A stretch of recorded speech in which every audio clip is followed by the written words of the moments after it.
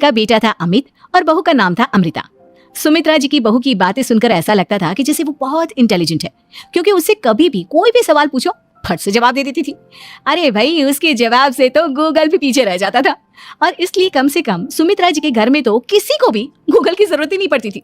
जब भी घर में कोई बात चलती, कोई कुछ भी कहता, तो अमृता फट से कह देती, ये तो मेरे साथ भी हुआ था, मुझे इसके बारे में सब मालूम है।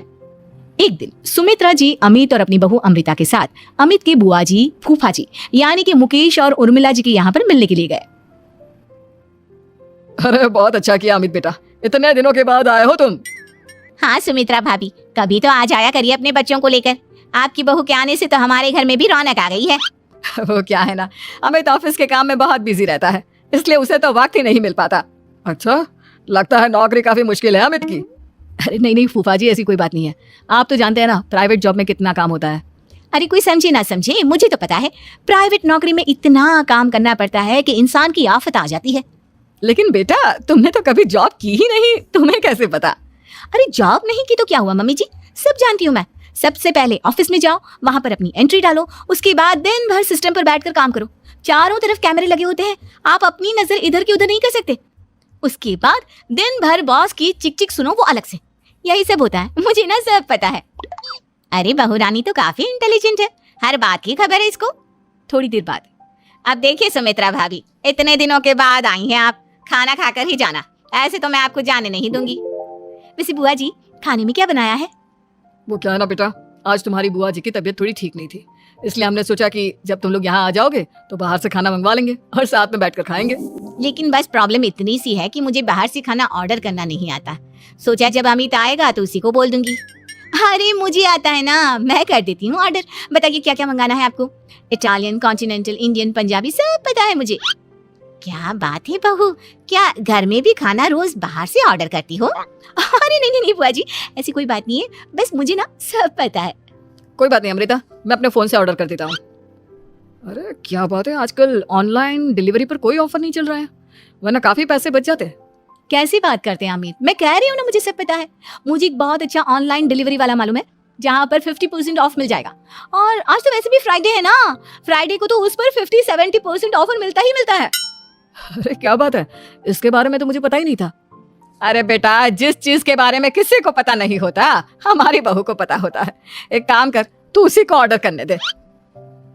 क्या बात है अमृता बेटा, तुम तो बहुत इंटेलिजेंट हो, सब कुछ जानती हो।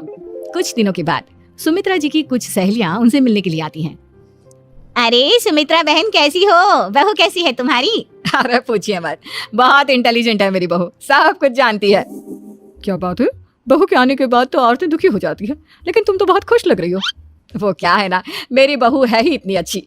अरे तो बुलाओ ना, हमारे साथ बैठेगी, बातें करेंगी तो हमें भी अच्छा लगेगा।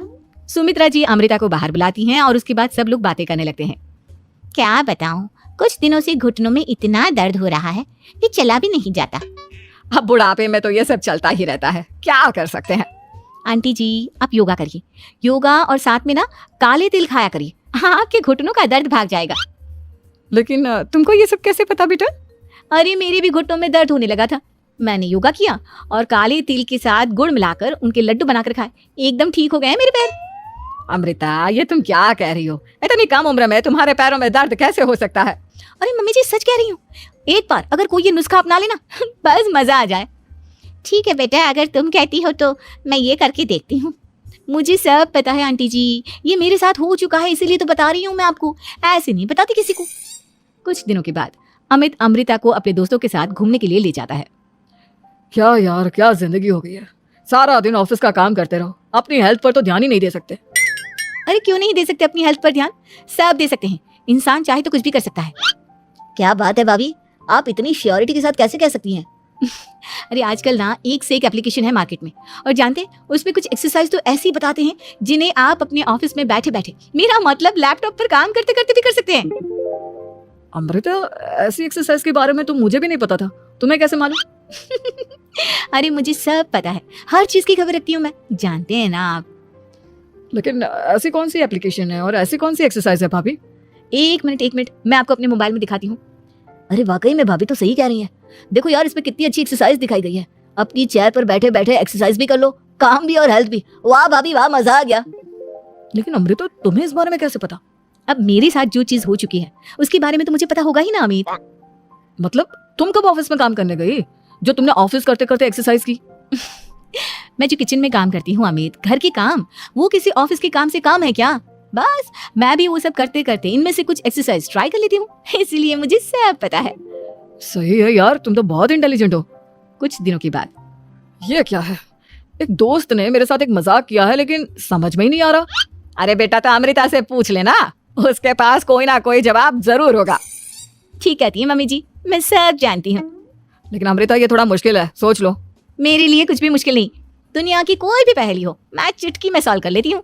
अच्छा ठीक है, देखो मेरे दोस्त ने मुझे एक खाली पेपर दिया है और कहा है कि इस पर उसने मेरे लिए कुछ मैसेज लिखा है।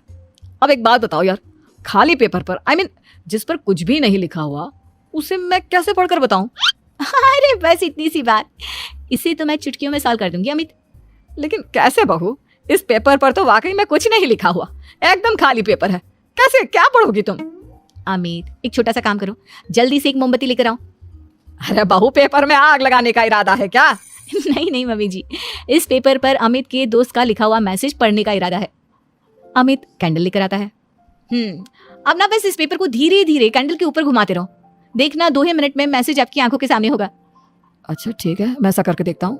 2 मिनट के बाद अरे वाकई में इस पर तो अक्षर बनने लगे, लेकिन ये हुआ कैसे? और अमृता तुम्हें कैसे पता? बहुत सिंपल है मम्मी जी, अमित के दोस्त ने नींबू के रस से मैसेज लिखकर उसे सुखा दिया। अब अगर मैसेज पढ़ना हो ना तो पेपर को आग के सामने ले जाओ और लेटर्स अपने आप उभर कर आ जाते हैं। वाह बहू, लेकिन तुम ये सब कैसे जानती हो? अरे मम्मी जी, जब मैं छोटी थी ना तो अपनी सहेलियों के साथ ऐसे ही गेम खेला करती थी। ये तो मेरे साथ कितनी बार हो चुका है, मुझे सब पता है। थैंक यू यार अमृता, तुम्हारी वजह से हमें कुछ भी सोचने की जरूरत ही नहीं पड़ती, तुम सब कुछ बता देती हो। कुछ दिनों के बाद सुमित्रा जी को अमृता के प्रेग्नेंट होने की खुशखबरी मिलती है और सुमित्रा जी अमृता को डॉक्टर के यहाँ लेकर जाती है।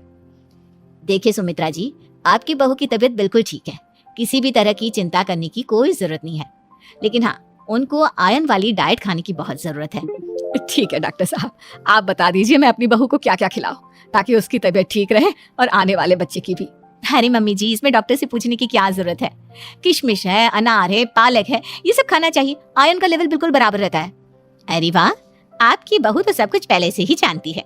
ये तो बहुत अच्छी बात है। देखो आयरन के साथ तुम्हें कैल्शियम भी खाना होगा। जानती हूँ मैं, अगर आयरन की खाली सप्लीमेंट लेते हैं और कैल्शियम नहीं लेते तो बॉडी उसे अच्छे से एब्जॉर्ब नहीं कर पाती, सब पता है मुझे। बहू ये भी मालूम है? हाँ मम्मी जी, आप तो जानती है ना, मुझे सब पता है। आपकी बहू की बातें सुनकर अच्छा लग रहा है। मुझे ऐसी बहुत कम लड़कियां मिलती हैं जिन्हें इतनी नॉलेज होती है, सारे सवालों के जवाब देती है, और हमारे इंडिया में तो वैसे भी हालात बहुत खराब है। बिल्कुल ठीक कह रहे हैं आप डॉक्टर साहब, लेकिन मैं उन लड़कियों की तरह नहीं हूँ, बहुत ख्याल रखती हूँ मैं हर चीज का। और जानती हैं आप, हमारे घर में तो किसी को किसी चीज के बारे में गूगल करने की जरूरत ही नहीं पड़ती। बिल्कुल ठीक कह रही है अमृता, अरे कुछ भी पूछ लो, इसे सब पता होता है। अरे वाह, तुम तो बड़ी कमाल की लड़की हो। चलो ये तो बहुत अच्छी बात है, लेकिन फिर भी डॉक्टर की सलाह पर पूरा ध्यान देना चाहिए। वैसे क्या चाहिए तुम्हें, बेटा या बेटी? अरे डॉक्टर साहब, कुछ भी हो जाए, बस बच्चा अच्छे से हो जाना चाहिए, मुझे तो दोनों में से किसी से कोई भी परेशानी नहीं। और सुमित्रा जी आप? डॉक्टर मैडम, मुझे तो लड़के और लड़की में कभी भेद करने की आदत ही नहीं है, पोता आए या पोती, मेरे लिए तो दोनों एक बराबर है। सुनकर अच्छा लगा। वैसे आप जानती हैं, हमारे यहाँ पर तो लोगों को बड़ी बेचैनी रहती है ये जानने की कि पेट में लड़का है या लड़की, लेकिन विदेशों में ऐसा नहीं होता। हाँ, वहाँ पर तो सब कुछ पहले से ही बता देते हैं ना, ये भी कोई बात हुई भला? लेकिन तुम्हें कैसे पता कि वहाँ पर सब कुछ पहले ही बता देते हैं? अच्छा हाँ, तुम तो सब कुछ पहले से ही जानती हो ना, तुम्हारे साथ तो सब कुछ पहले से ही हो चुका होता है। नहीं नहीं मम्मी जी, ये तो मेरे साथ पहली बार हो रहा है, इसलिए मैं ये डायलॉग नहीं बोल सकती। अमृता की बात सुनकर सुमित्रा और डॉक्टर दोनों हंस